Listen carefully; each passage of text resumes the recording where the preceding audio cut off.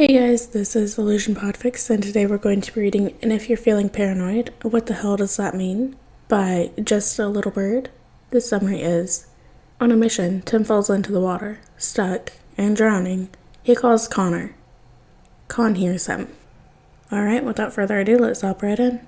Gotham never slept. It just twisted in its shadows. Tim was soaked in them tonight, metaphorically at first. The intel had been solid. Intel from Oracle never isn't. A rogue arms deal in the docks. A familiar gang with unfamiliar tech. Batman was off-world and Tim was handling this solo. Not that he'd need Bruce's help for such a simple mission anyways. Easy in, easy out. Except it wasn't. Something had gone wrong. One of the crates had been rigged, a failsafe maybe. The moment the dealer had passed it over, took his money and left, the other man kicked it open, and the world cracked apart with a deafening boom. Tim was blown back, the concrete under his feet falling apart. And then there was fire and light and... ow! He hit the Gotham Harbor hard, metal shrapnel following like angry wasps. The water, black and slick as oil, swallowing him whole. A jagged edge slammed into his side, then another across his leg. Tim tried to move, but something was wrong. Everything was wrong. His cape caught a piece of debris from the harbor. He kicked up, but his limbs were heavy, slower. His lungs screamed, panic clawed its way up his throat, his thoughts, precise and ordered, scattered like glass. No, focus! You've trained for this, you know how to get out. But the light above him was flickering, farther away than it should have been. The pain was fuzzing the edges of his vision, and then as his body began to sink, battered and bleeding, lungs seizing, he gasped, or maybe he just thought it.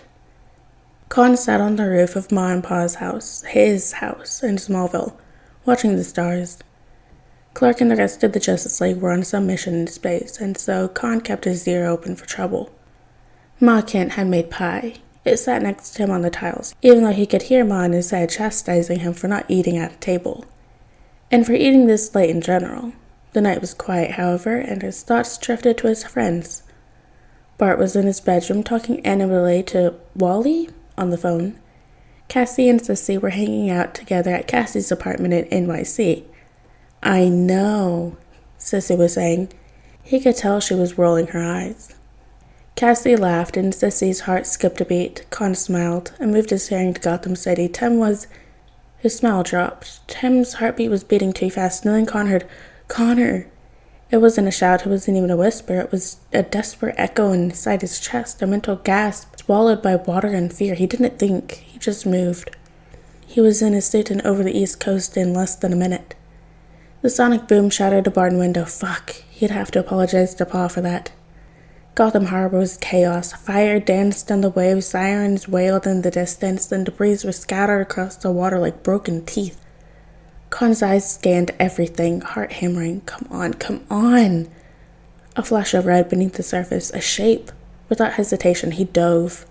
The water was foul, cold, and thick and wrong, but his vision got through it. Tim.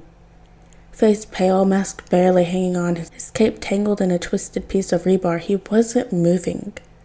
Con vaguely heard the sirens getting closer. He couldn't think about the people who did this, not when Tim was like this. His chest tightened. He tore the metal apart, almost desperately, scooped Robin up, mindful of wounds he definitely had, and shot upward like a missile.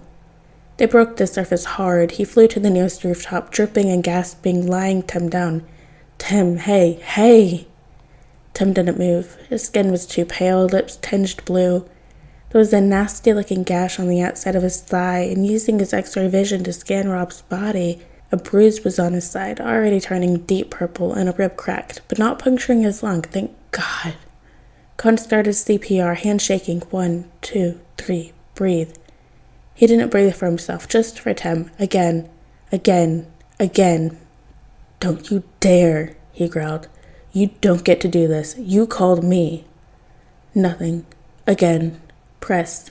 Breathe. Press. Tim choked.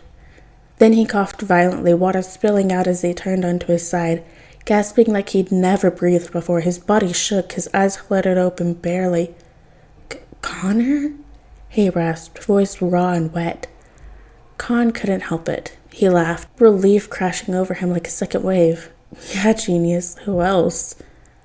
Tim blinked slowly under the white lenses of his domino, clearly dazed, but the corners of his mouth twitched. I didn't realize you'd be able to hear me. You kidding? You said my name and you sounded... Fuck, Tim. You sounded like you were dying. A pink tinge to Robin's cheeks. He tried to sit up and hissed in pain. Stay down, Con ordered gently. You're pretty fucking banged up. Tim's voice was weaker now and he waved Con's hand away, sitting with a wince, but accepting his jacket, sliding his arms through the sleeves. It was too big on him and went past his hands. Con wasn't even bothered that his favorite jacket would get wet. Should have calculated for a trap. You almost died, Tim. Con snapped, then softened. You can't do that. Not until you're old and wrinkled. There was a long pause, filled only by Tim's ragged breathing. Wasn't planning to.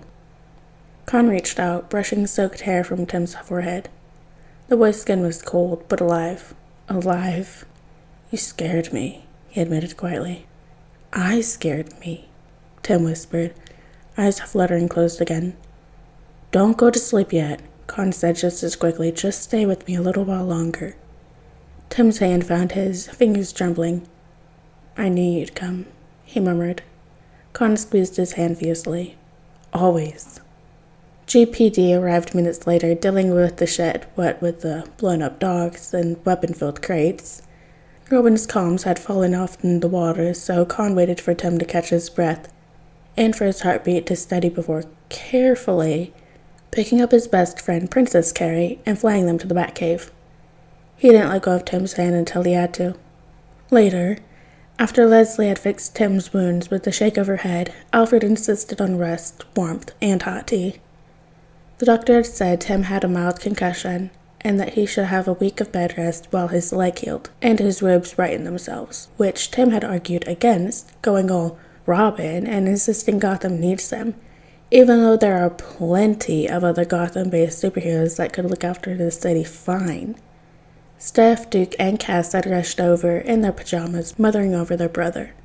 And Dick had come around too, driving from Bloodhaven as soon as Alfred told him what had happened. Even Jason called, decreeing Tim unable to die, because that was his thing apparently. Dick hung up on him after that. But the Wayne Bat fam and Con were ushered out of the cave, the butler speaking of how Master Timothy needed to rest. As soon as they were away from Tim, Con was bombarded with questions of, is Timmy okay? Or, how do you know he was hurt? To, you didn't throw him in the water yourself, did you? Steph elbowed her sister, and Con felt a pang in his chest at how the Waynes cared for their family. And Con had a family. He had Ma and Pa and Clark and Lois, and apparently a tiny little John, but this was different. Clark was past the stage of flinching when he looked at Con, and the two were even comfortable with each other, but they weren't like this. Lois was kind, she was teasing and clever, and told him embarrassing stories about her husband, which made Clark blush like a schoolboy, a trait Con has hated to admit he acquired.